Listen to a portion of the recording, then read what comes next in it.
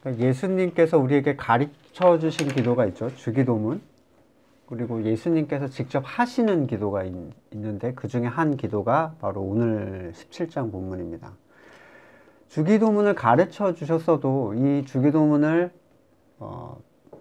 주문처럼 마무리에 활용하는 사람은 많아도 그 본질을 따라서 그 주기도문에 적용되어 자기의 개인 기도를 하는 사람은 거의 없어요. 왜냐하면 주기도문에는 개인의 탐욕을 위한 항목이 전혀 없기 때문입니다. 주기도문만으로는 그 거짓 신자들의 필요가 채워지지 않아요. 제가 왜 거짓 신자라고 얘기하냐면 뭐 그렇게까지 말할 필요는 없지 않냐 이렇게 생각할 수 있지만, 이 자기의 탐욕을 구하는 이 사람들은 이걸 구하는 게 뭐가 문제인지 조차를 몰라요. 더 나아가서 그게 자녀의 너무나 당당한 권리라고까지 얘기를 합니다. 많은 사람들이 이런 말을 들으면 내 소망이 배제된다면, 하나님께 간구하는 데 있어서 내 소망이 배제된다면 하나님을 믿을 이유가 없는데? 라고 반문을 합니다. 그 자신도 알고 저도 알고 하나님도 아세요. 그들이 자기의 개인적인 세상의 필요를 채우기 위해서 하나님을 찾아왔다는 사실을. 아버지의 뜻은 왜 구해야 하는가? 하나님의 뜻의 성취가 성도의 간구 여부에 달려 있습니까? 전혀 그렇지 않죠. 구하지 않아도 어차피 이루실 것이라면 왜 구하라고 하겠는가? 하나님의 뜻에 대한 간구는 명령이 아니라 그리스도의 지체된 자의 정상적인 반응이기 때문이에요. 너희는 이렇게 기도하라 라는 게 그 문장을 통째로 암기해서 달달달달 외워라 이 얘기는 아니죠. 하루에 1000번씩 외워봤자 그 기도 자체가 그의 소망이 될 수는 없습니다. 쉽게 말해서 소망이 일치하지 않는 주기도문의 암송은 마치 전혀 관심이 없는데 상대의 기분을 맞춰주기 위해서, 또는 상대의 관심을 끌거나 그의 마음을 내 뜻대로 움직이기 위해서 해대는 율법적인 행위와 전혀 다를 바가 없어요. 소망이 일치하지 않는 주기도문의 암송은. 소망이 일치한다면 하나님의 뜻 이외에 내 뜻을 구해야 될 이유가 없겠죠. 하지만 정말 그런가? 그렇지 않다는 것은 그도 알고 하나님도 알고 계세요. 혹시 꿈속에서 강도를 만난다든가 아니면 귀신을 만났을 때 주기도문을 외워보신 적 없습니까? 꿈속에서. 예. 저는 있어요. 불가항력적인 공포의 순간을 만났을 때 꿈속에서 누가 야 주기도문을 외워라 하지도 않았는데 열심히 주기도문을 외웠습니다. 평소에도 한 호흡 정도에 다 외울 수 있을 정도니까 얼마나 촉촉촉촉 나오고, 근데 그나마도 막 입이 잘 안 움직이고 막 답답하죠. 하지만 그게 얼마나 무속적인 행동인지를 생각해보면 좀 한심하기까지 한데, 마치 서양 영화에서 나무 십자가를 드라큘라한테 들이댄다든가 창가에 마늘을 걸어 놓는다든가 이런 것처럼 교회 다니는 사람들은 주기도문이 무슨 엑소시즘, 죽기를 성공적으로 실행할 수 있는 하나의 방편이라고 생각을 합니다. 하지만 사실 그들에게 예수 그리스도의 이름은 아무런 의미가 없어요. 하나님, 이번에 한 번만 뭐가 어떻게 되게 해주신다면, 그렇게만 해주시면 예수도 믿고 헌금도 내고 교회 가서 교회 일도 열심히 해주겠노라 라고 기도하는 사람이 얼마나 많은지 모릅니다. 중요한 시즌이 될 때마다. 기도는 오직 거듭난 생명을 가진 사람들에게만 주어진 하나님과의 새로운 소통 방식이에요. 영이 살아있어야 기도할 수 있는 거라는 거죠. 자, 죽은 자는 죽은 자의 기도를 할 뿐입니다. 이방인들과 같이 중언부언하는 기도를 하지 말아라. 이방인이라는 건 뭐냐면 하나님 없는 자들이에요. 그들도 기도를 하기는 합니다. 나름의 기도가 있어요. 단순히 기도의 행위를 한다고 해서 그게 하나님께서 들으실 것이다, 또는 그것에 의하여 어떤 효력을 볼 것이라고 생각하는 게 얼마나 무의미합니까? 사도행전에서 사탄이 했던 대사가 떠올라요. 귀신이 했던 대사. 19장 15절에 악귀가 대답하여 이르되 내가 예수도 알고 바울도 알거니와 너희는 누구냐? 예수님의 이름으로 했던 그 얘기가 아무런 효과가 없는 거예요. 예수님의 오늘 본문의 기도는 예수님께서 우리에게 가르쳐 주신 주기도문과 같은 결을 갖고 있습니다. 그분의 기도는 철저하게 하나님의 뜻과 관련이 돼 있죠. 개인의 소망은 완전히 배제가 됩니다. 15장에서 보여주셨던 내용으로 설명하자면 예수님의 기도는 농부의 목적을 소망하는 기도예요. 농부가 원하시는 것이 이루어지도록. 17장의 기도는 다소 너무 막연해 보이던 주기도문의 실제적인 적용이 구체적으로 어떻게 나열되는가를 보여주는 기도라고 이해를 할 수가 있어요. 그러니까 이론이 실제화되는, 주기도문은 너무 난해한 거예요. 어떻게 이걸 기도해야 될지. 근데 예수님이 이 구체적인 사례를 보여주시는 거죠. 과연 예수님은 무엇을 간구하시는가 볼 수 있는 기회가 됩니다.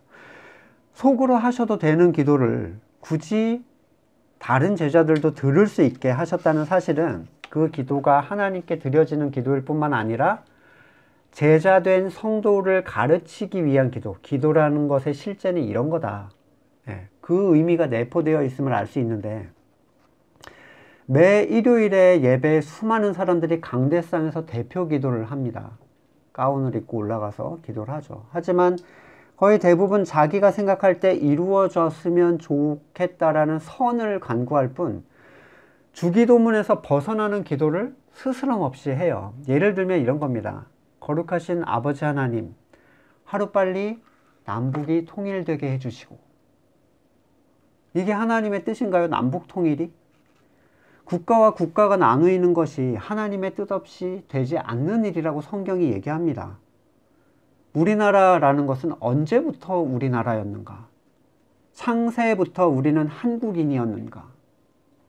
이런 기도는 마치 제자들이 아버지 하나님 하루빨리 로마가 망하게 해주시고 뭐 이런 기도랑 다를 바가 없는 거예요. 우리가 빨리 독립해서 강력한 국가가 되게 해주십시오.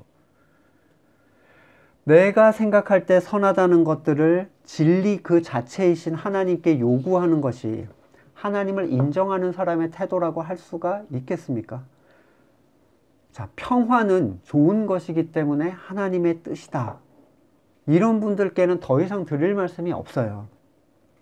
우리가 만들어 놓은 프로그램이 잘 치러지게 해주시고 건물을 더 크고 멋지게 지어서 많은 사람들이 올 수 있게 해달라. 이 기도가 얼마나 탐욕스러운 인간의 기도입니까? 예수님의 기도를 보십시오. 예수님의 기도는 철저하게 하나님 중심으로 이루어집니다. 1절, 때가 왔습니다. 아버지의 아들을 영광되게 하시어 아들이 아버지께 영광을 돌리게 해주십시오. 이걸 간구하고 계시죠. 첫 번째 간구인데 여기에서 말씀하시는 영광은 탐욕뿐인 인간들이 하나님 나를 성공시켜 주시고 세상 위에 올려주셔서 그 후광으로 하나님 영광을 받으십시오. 이 기도랑은 완전 다른 기도예요. 지금 예수님께서 말씀하시는 나를 영광되게 해달라는 그 영광은 십자가의 고난을 감당하게 해주십시오 라는 얘기거든요. 12장 22절에서 이미 인자가 영광 받을 때가 왔다 라고 말씀하시면서 27절에서 이 영광을 뭘 표현하세요? 지금 내 마음이 괴로우니 무슨 말을 하겠는가? 그러나 이 시간을 벗어달라고 하겠는가? 아니다. 나는 이 일 때문에 왔다. 지금 십자가를 통해서 하나님의 영광을 드러내달라고 말씀을 하고 계시죠. 기도하고 계시죠. 거듭나지 않은 사람은 이 기도를 할 수가 없어요. 그들은 자신이 죽는다는 것이 뭔지 이해하지 못하고 그게 어떻게 하나님의 영광이 되는지도 받아들이질 못합니다. 그들에게 있어서 영광은 내가 높아지는 것이고 하나님을 믿는 내가 영광을 받을 때 하나님도 나의 후광의 덕을 좀 보십시오 라는 개념으로 영광을 돌리려고 합니다. 그러니까 그들이 자랑하는 건 맨날 뭐예요? 세상의 잘됨이에요. 하나님이 나 이렇게 되게 해주셨고 저렇게 되게 해주셨고. 하지만 예수님의 시선과 가르침은 분명하죠. 기도의 모든 목적은 하나님께 영광을 돌리는 데 있었고 그 방법은 오직 자신에게 주어진 십자가밖에 없었습니다. 예수님은 그랬지만 그건 예수님의 몫이죠. 우리는 이제 이루어 놓으신 걸 누려야 되잖아요. 이렇게 얘기하죠.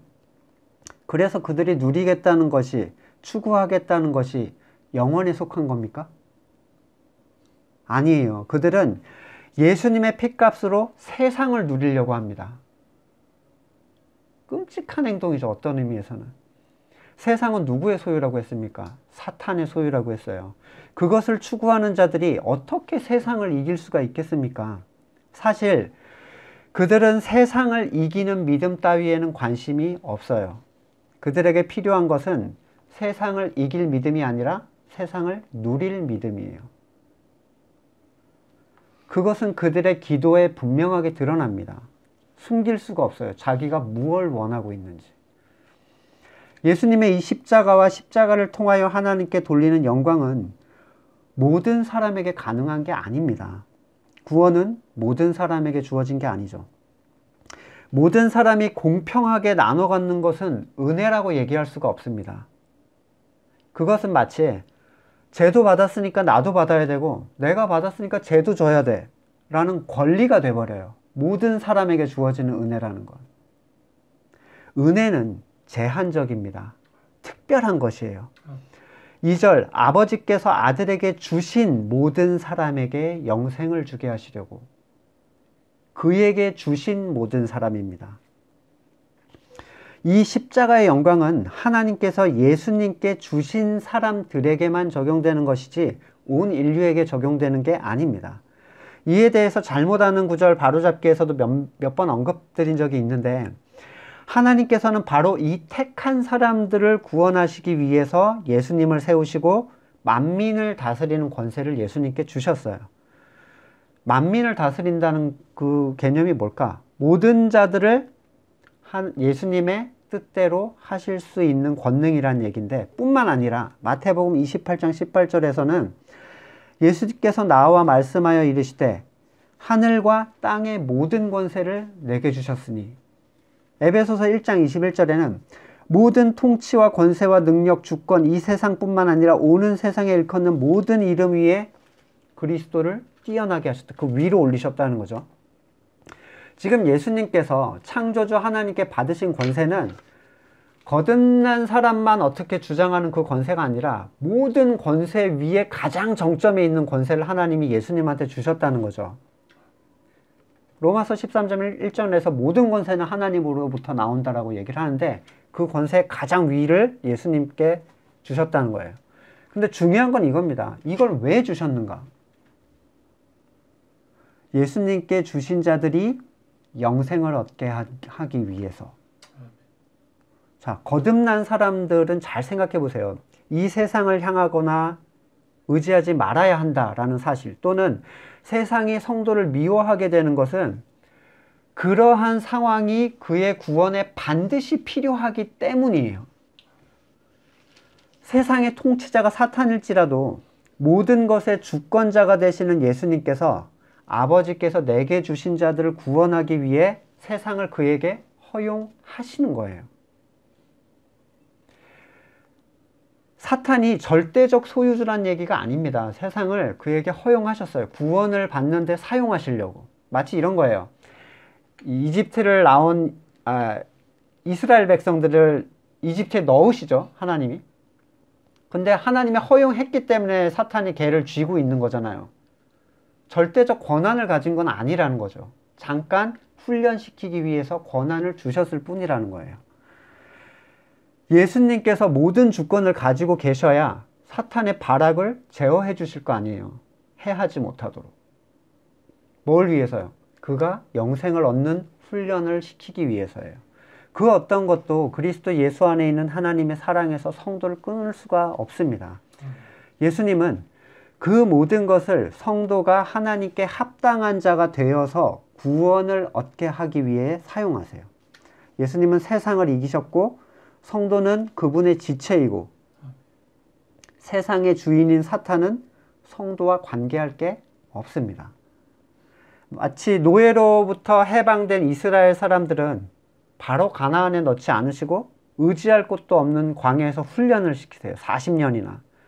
그의 광야의 삶이라는 것은 궁극적으로 가나안을 위한 훈련이지 하나님의 무능이나 무관심이 아닙니다. 이미 모든 것은 그리스도 예수의 손 안에 있어요. 근데 그분이 나의 머리라면, 그걸 바르게 알고 있다면 두려울 게 없죠. 그분의 목적은 애굽을 나온 성도가 하나님만을 의지하는 에덴의 삶을 회복하게 하는 데 있습니다. 그런데 사탄이 주인으로 있는 세상과 그 안에 있는 것을 그가 구할 일이 있겠어요? 3분 뒤의 일도 알지 못한 내가 무엇을 들어달라고 간구해야 될 이유가 있겠습니까? 세상 일에 대하여. 그리스도의 모든 권세와 능력에 대한 것은 택하신 자의 영생의 목표를 가지고 있는데 3절에서 영생을 뭐라고 설명합니까? 영생은 유일하신 참 하나님과 그가 보내신 자 예수 그리스도를 아는 것이다.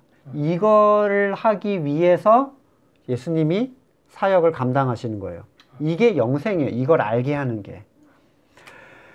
교회 일을 많이 하는 사람들이 부끄럽다는 듯이 하는 말이 있습니다.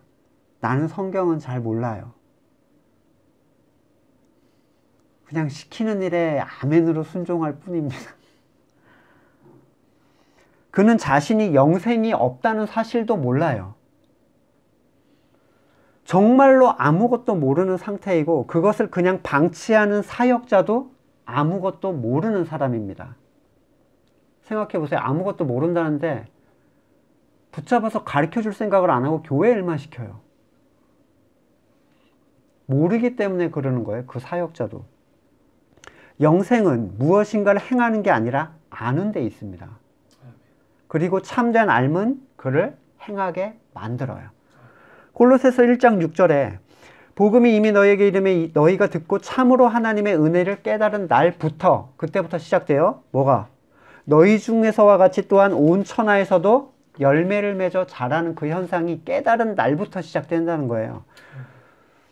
참된 알미 그를 열매 맺게 하며 이 열매 맺음은 건물의 교회에서 만들어 놓은 알량한 율법적인 행위를 뜻하는 게 아니라 바로 거듭난 생명의 성장과 확장을 가져옵니다. 이 알은 사람과 사람이 교육하여 얻을 수 있는 게 아니라 오직 성령께서 진리 가운데로 인도하심을 따라 나타나는 영적 깨달음의 현상이에요. 요한복음 6장 29절에서도 예수께서 대답하여 이르시되 하나님께서 보내신 이를 믿는 것이 하나님의 일이다.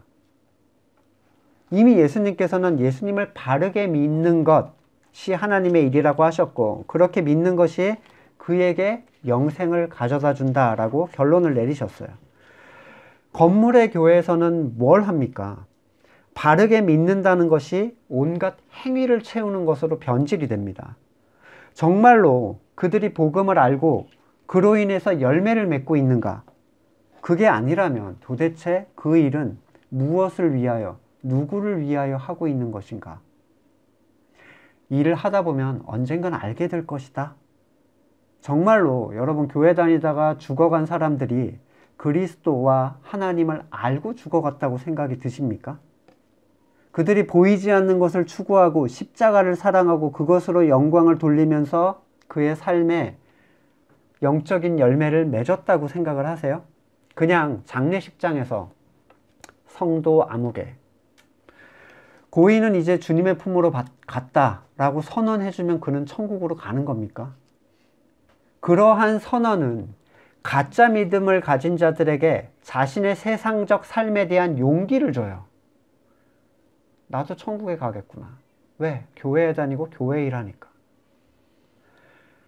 예수님께서는 아버지께서 내게 하라고 하신 그 일을 하심으로 아버지를 세상에서 영화롭게 하셨어요.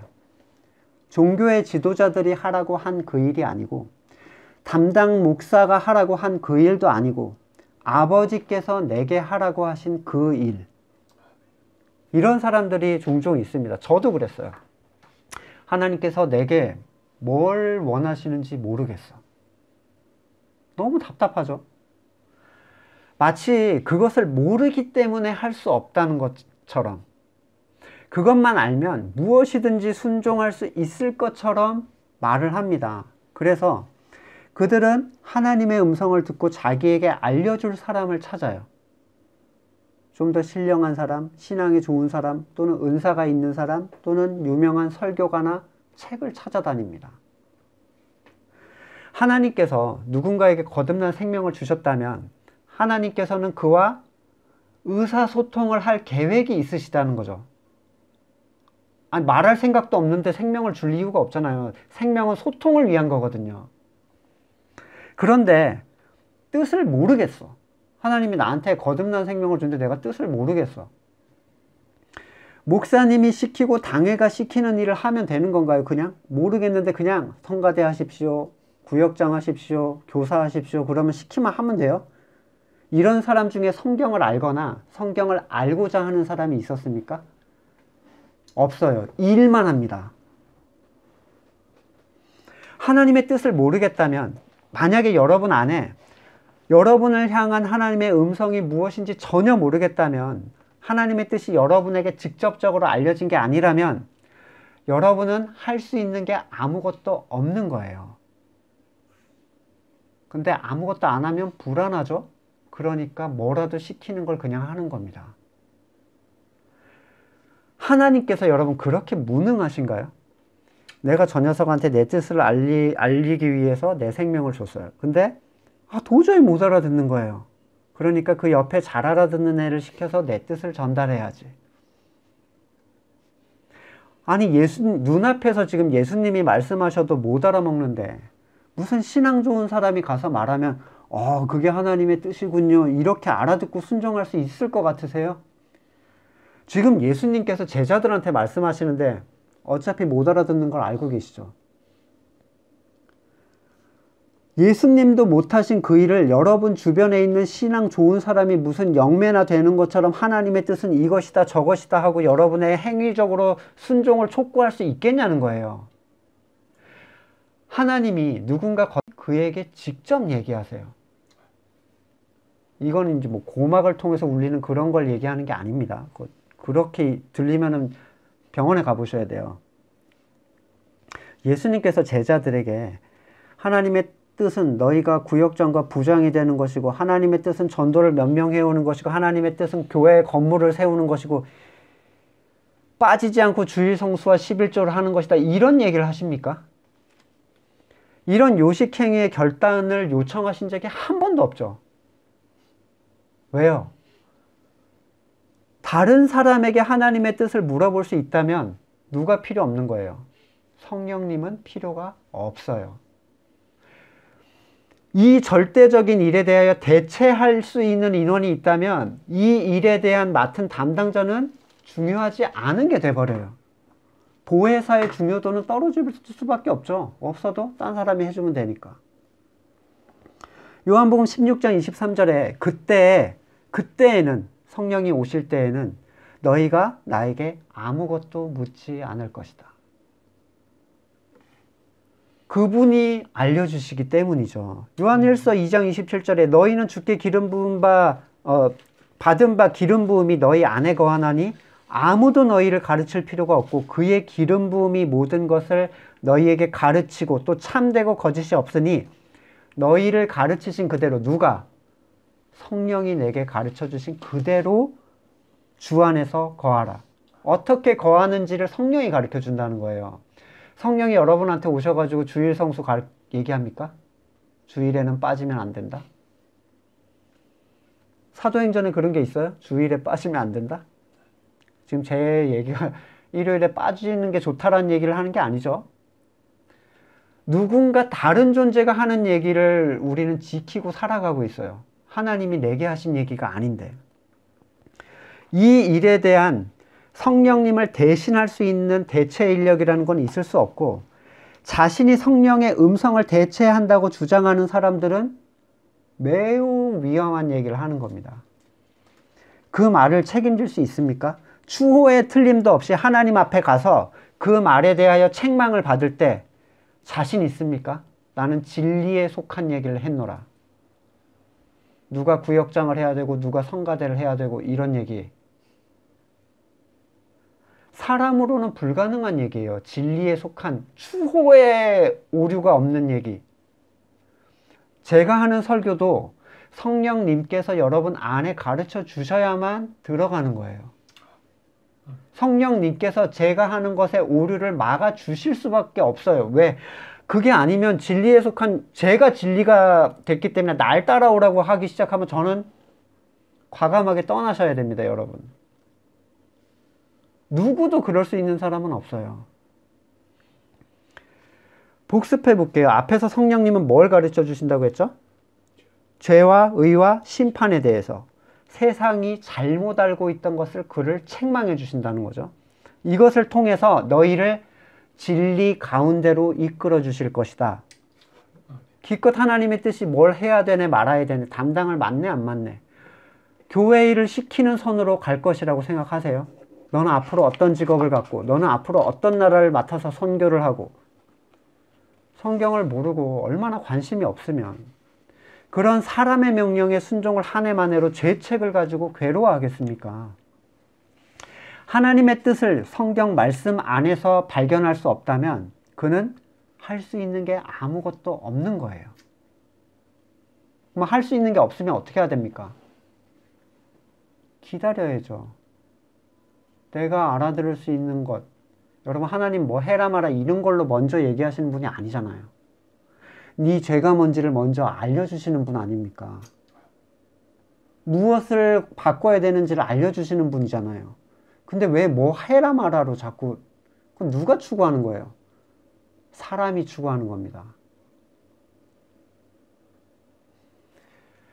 하지만 세상교회는 절대로 이런 걸 수용하려고 하지 않겠죠. 하나님의 뜻이라고 포장해서 시킬 수 있는 게 지금 산더미가 진짜 쌓여 있는데 얼마나 이런 얘기가 싫겠습니까?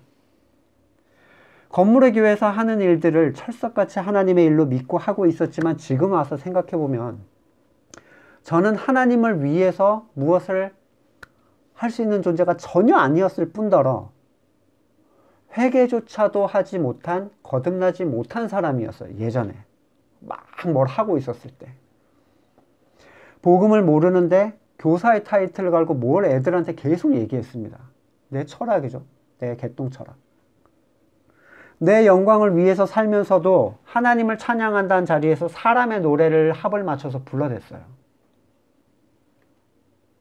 무엇을 하는 타이틀이 많으면 많을수록 그는 교회에서 자기의 의를 계속 드러내게 돼 있고 그것은 그가 점점 회복하기 어려운 쪽으로 그를 몰아갑니다. 헛된 행실은 쌓으면 쌓을수록 자기의 의를 부정하는 데 걸림돌이 됩니다. 만약에 당신을 향한 하나님의 뜻을 알 수 없다면 그것을 성경을 통하여 확증할 수 없다면 멈춰서 그걸 기다리는 게 맞아요. 어느 세월에 분명한 음성을 듣고 하겠느냐. 이렇게 물을 거라면 하고 싶은 대로 하나님 믿으세요. 하고 싶은 대로. 그걸 못 기다리겠다면 어느 세월에 성령을 기다리느냐. 그러한 사람들의 결말이야 성경에 수도 없이 나옵니다. 선택은 자유예요. 예수님께 주신 분명한 하나님의 일은 바로 십자가였어요. 누가 와서 말해준 게 아니죠. 하나님이 직접 알려주신 거예요. 오직 그 일만 하나님을 영광되게 합니다. 직접 들은 그 일만. 내가 만들어내는 수많은 좋은 의도는 하나님의 영광과 아무 상관이 없어요. 주님의 이름으로 수많은 일을 했던 사람들 있죠. 주여 주여 했던 자들. 우리가 주님의 이름으로 이것도 하고 저것도 하고 행악을 하는 자들로 예수님께 거부당했잖아요. 오직 하나님께서 그에게 직접 분명하게 하라고 하신 그 일만이 하나님의 일입니다. 교회를 크게 짓고 수천 명의 코어로 찬양을 부르고 전 재산을 교회에 갖다 바쳐도 그게 자신으로부터 나온 일이라면 그건 사람의 일이 될 뿐이에요. 주님 주신 일을 완수하여 영광을 돌리는 자만이 하나님께 영광을 돌리는, 하나님께서 주시는 영광을 받게 됩니다. 예수님께서는 오직 내게 주신 자들에게만 아버지의 이름을 나타냈다라고 말씀을 하셨어요. 지금 예수님을 본 사람은 굉장히 많죠. 유대. 거의 모든 사람이 예수님을 알고 있었지만 예수님이 자기의 표현으로 나는 딱 드러낸 사람이 정해져 있어요 라고 한 건 주신 사람뿐이었어요. 그들을 바로 택하신 사람들이라고 얘기하고, 그들은 현생에서 택함을 받은 게 아니라 본래 하나님의 것이었던 자들이에요.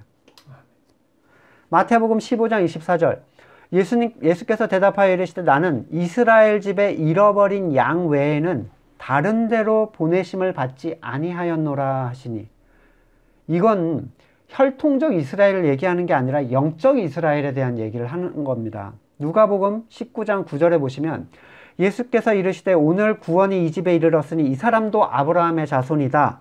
인자가 온 것은 잃어버린 자를 찾아 구원하려 함이다. 지금 이게 삭개오한테 하신 얘기인데, 삭개오는 본래 이스라엘 사람이었잖아요. 마태복음 3장 9절에서 속으로 이스라엘 사람들한테 하는 얘기입니다. 속으로 아브라함이 우리 조상이라고 생각하지 말아라. 내가 너희에게 이르노니 하나님이 능히 이 돌들로도 아브라함의 자손이 되게 하시리라. 자기가 아브라함의 자손이라고 생각하였던 자들은 호통을 치셨지만, 자기가 버려진 자, 끊어진 자라고 생각했던 삭개오는 아브라함의 자손의 대열에 들어가게 되는데, 심지어 그는 잃어버렸던 자라는 그의 근본에 대한, 하나님의 소속에 대한 확실성을 말을 해주세요. 너는 원래 하나님의 것이었기 때문에 내가 찾는 거야 라고. 잃어버렸다면 본래 하나님의 것이었기 때문에 잃어버린 거죠. 자, 삭개오는 언제 하나님의 것이었습니까? 그러면 창세 이전이에요. 주님을 만났을 때, 뽕나무에 올라갔을 때가 아니라 세상을 만들기 이전에 하나님의 것이었기 때문에 찾으러 온 거예요. 누군가 구원을 받는다는 것은 그가 본래 하나님의 것이었기 때문에 구원을 받는 거예요. 애굽에 들어가기 전부터 이스라엘은 하나님의 백성이었죠. 본래 하나님의 것으로 택함을 받았고, 애굽으로부터 나오는 것도 본래 하나님의 것이었던 이스라엘에게만 주어진 은혜였어요. 하나님은 하나님의 것에 대하여 소유권을 주장하는 모든 존재들을 결코 가만히 내버려 두지 않으시는 분입니다. 그 주권과 능력을 그들, 소유권을 주장하는 자들에게 분명하게 드러내 주세요. 하나님의 소유는 내가 선택해서 얻어낼 수 있는 타이틀이 아니에요. 하나님의 소유라는 것은. 그러니까 믿어서 구원을 얻는다는 것은 본래 하나님의 소유였던 자들에게 주어지는 은혜입니다. 마치 이스라엘 민족이 양의 피를 문설주에 발라서 받은 그 구원이 택함을 받은 민족에게만 주어진 구원의 방식이었듯이, 구원은 모든 인류에게 주어지는 은혜가 아닙니다. 따라서 주신 자 이외에 인원을 더 끌어들이려는 목사는요, 주님의 양의 목양에 대한 관심보다는 숫자에 관심을 두는 사람들이에요. 대형화를 추구하는 사람들. 그는 청지기가 아니라 양의 주인이 되려고 하는 사람입니다. 하나님이 주시지 않은 양을 어떻게 더 모으겠어요, 내가? 예수님이 능력이 없어서 지금 주신 것만 받아가지고 하시는 거예요? 더 늘릴 수 있다면 예수님도 하셨겠죠. 예수님도 하지 못하는 일들을 세상의 교회에서는 하고 있습니다. 구원을 받는 자의 수는요, 사역자의 노력의 결과가 될 수 없어요. 단지 주시는 분의 뜻에 따르는 겁니다. 말씀을 알아듣는 한 명보다는 말씀이 전혀 관심이 없는 교회 밖에 100명의 관심을 쏟는 게 지금 건물의 교회죠. 어떻게 하면 더 끌어들일 수 있을까? 저들이 좋아하는 것은 무엇인가? 어떻게 한다면 교회에 나오시겠어요? 그들은 숫자 모으기에만 집중할 뿐 복음이 무엇인지 가르치고 훈련시키는 일에는 영 무지합니다. 마태복음 7장 6절에 이런 얘기를 하셨어요. 거룩한 것을 개에게 주지 말며 너희 진주를 돼지 앞에 던지지 말라. 그들이 그것을 발로 밟고 돌이켜 너희를 찢어 상하게 할까 염려하라. 택함을 받은 자 이외에는 누구도 말씀을 진지하게 대하지 않습니다. 그래서 어떻게 하죠? 말씀을 자기들 입맛에 맞게 바꿔요. 그리고 복음을 준 자들을 오히려 공격합니다. 디모데후서 2장 10절에 보시면 바울의 사역의 포인트가 있죠. 그러므로 나는 하나님께서 택하여 주신 사람들을 위해서 모든 것을 참고 있습니다. 택함을 없는 자를 위한 사역이라는 건 있을 수가 없어요. 왜요? 해봤자 아무 소용이 없거든요. 불가능한 거란 말이에요. 오직 택함을 받은 사람에게만 양의 피가 의미가 있듯이 오직 이 사람들에게만 그리스도가 의미가 있습니다. 그래서 예수님께서는 6절에서처럼 그 사람들에게 하나님의 말씀을 주시고 진주를 주신 거예요. 개나 돼지가 아닌 그 택함을 받은 사람. 그리고 그 사람들은 그것을 알아듣고 지킬 수가 있게 되는 거예요. 7절에서 아버지께서 내게 주신 것의 분명한 의미는 세상에 속한 게 아니라 말씀이죠. 본래 하나님의 것이었던 자들은 말씀이 왔을 때, 하나님의 때에 말씀이 왔을 때 그것이 하나님으로부터 왔다는 것을 분명히 깨닫고 그 말씀이 무엇을 의미하는지를 깨닫게 돼요. 오직 이 사람들에게만 적용되는 얘기입니다. 지금 예수님의 기도는 이 택하신 자들을 향하고 있어요. 전 인류가 다 회복해서 다 하나님의 자녀, 이런 얘기 안 하세요. 자기의 육체적 고통, 하나님과의 분리, 인류의 모든 죄에 대한 대가를 치르실 그 하나님의 진노에 대한 두려움을 뒤로 한 채 구원자 되시는 예수님을 알아보지도 못하고 있는 이 사람들을 위한 기도를 하고 계십니다. 예수님은 세상을 위해 기도하지 않으셨어요. 왜냐하면 세상은 바꾸어야 할 대상도 아니고 바꿀 수 있는 대상도 아니기 때문이에요. 사람들에게 있어서 세상은 어때요? 개선해야 될 존재죠. 아름답게 평화를 외치고 양보를 외치고 환경을 바르게 가꾸는 일들에 세상은 집중합니다. 그건 개선의 여지가 있으니까요. 근데 창세 이전에 택하신 것은 절대로 우리가 바꿀 수 없어요. 이 얘기는 이 택하신 자들이 온전히 하나님 뜻 안에 있게 해달라는 기도 이외에 다른 기도를 우리가 섞을 수가 없다는 얘기예요. 그건 우리 능력 밖의 일이에요. 성도의 이러한 태도를 이기적이라고 말할 수 있는가? 어떤 사람들은 얘기하죠. 아, 너무 이기적이다. 여러분이 여러분의 가족을 위하는 것에 대해서 다른 사람이 이기적이라고 얘기하면 어떻게 생각하시겠어요? 아니, 왜 아버지 생일만 지나가던 사람이 왜 내 생일을 안 챙겨줘? 나 지금 배고픈데 왜 나 밥 안 줘? 저 사람 지금 힘들어하는데 너 저쪽 사람은 안 챙겨. 왜 챙기고 있어요, 지금? 내 가족이니까요. 기독교의 형제사랑은 이기가 아니라 정상적인 가족애예요. 하나님의 소유가 하나님의 소유를 사랑하는 것이고 지체가 내 몸을 챙기는 겁니다. 예수님은 택함을 받지 못한 사람들에 대하여 하나님을 원망하거나 또는 사랑이 없다고 툴툴대시거나 가슴 아파하지 않으셨어요.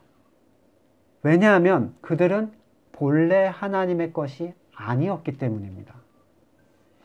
주님은 이 하나님의 택하신 자들을 온전히 보존해 주셔서 하나님과 예수님이 하나인 것처럼 그들도 우리와 하나가 되게 해달라는 교회적 기도를 하세요. 이 결정체가 바로 교회죠. 이것이 예수님의 두 번째 강구인데, 따라서 교회는 사람들이 만들어 놓은 건물에 들어가 있는 회사에 있을 법한 인간 조직이 아니라 시공을 초월해서 그리스도를 머리로 하는 영적인 공동체입니다. 자세한 내용은 성경 공부를 참조하시면 좋을 것 같아요. 교회에 대한 부분은. 예수님께서 나는 아버지께로 가지만 이라고 언급을 하셨다면 세상에 있는 그들이 하나됨은 이제 누구에게 담당된 것이에요? 예수님은 떠나지만 누가 와요? 성령님이 오시죠. 다른 보혜사. 교회의 연합은 성령님의 사역이에요. 성령님께서 만드신 연합이 아닌 인간적 친교, 조직의 연합은 하나님의 교회와는 아무 상관이 없습니다. 전혀 다른 거예요. 그것이 평안에 매는 줄로 성령님이 하나 되게 하신다라는 에베소서 4장 3절의 얘기예요. 그건 성령님이 한 평안을 누리는 자들이 자연스럽게 묶일 수밖에 없게 만드신 그 공동체란 말이에요.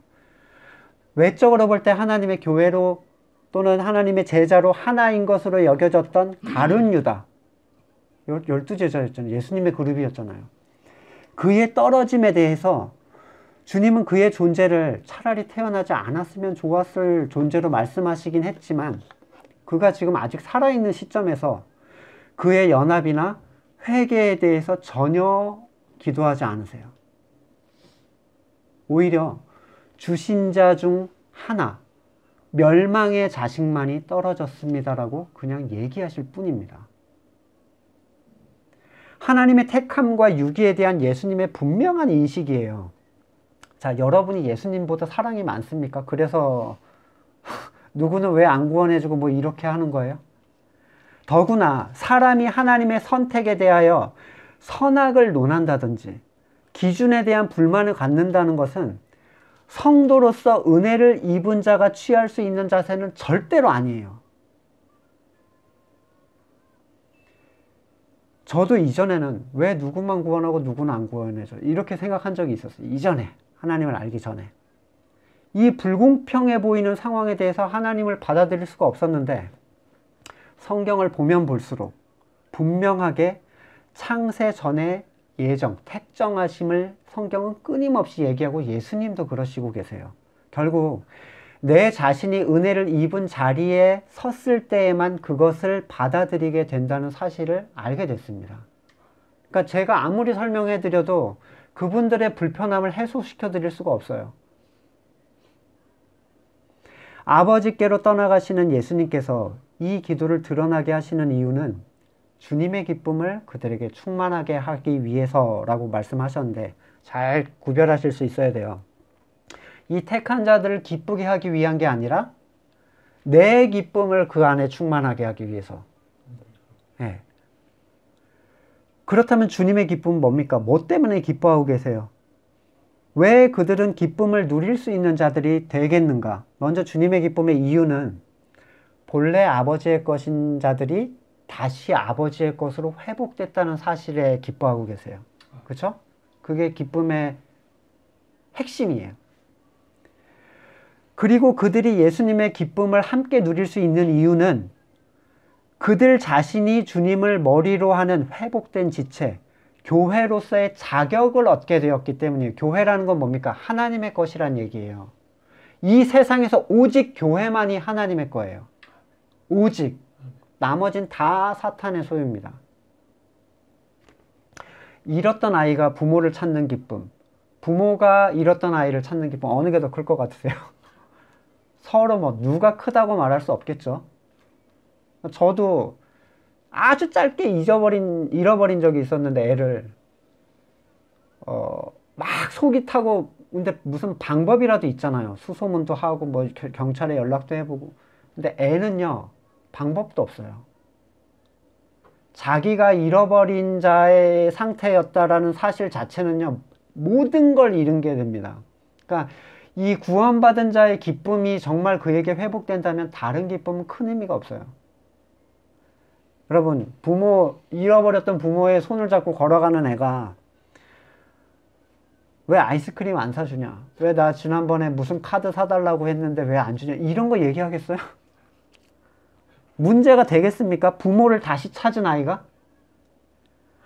아무리 잘 설명을 하려고 해도 이것을 하나님께서 알려주신 사람 외에는 설명할 방법이 없습니다.